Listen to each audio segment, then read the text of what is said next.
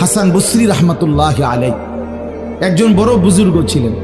উনি বলতেন, তিনি যখন কোনো যুবককে দেখতেন আর বয়স্ক দেখতেন, তো তিনি যুবকদেরকে বলতেন, ইয়া মা'শারাশ শাবাব ইন্না যারআ কাদ তুদরিকুহুল আহাতু ক্বাবলা আন ইয়াবলুগা। তিনি উপদেশ দিতেন, হে যুবকগণ শোনো, সব ফুল, সব ফল, সব গাছ চারা পরিপক্ক পাকা পর্যন্ত পৌঁছায় না, তার আগেই অগণিত ফুল, অগণিত ফল, অগণিত চারা গাছ ঝরে যায়। এটা উনি মনে করাইতেন মৃত্যুর কথা।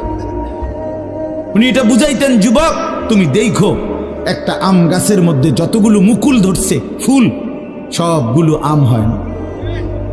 যতগুলো আম ধরছিল ছোট ছোট, সবগুলো বড় পাকা পর্যন্ত যায় না, তার আগেই ঝরে যায়।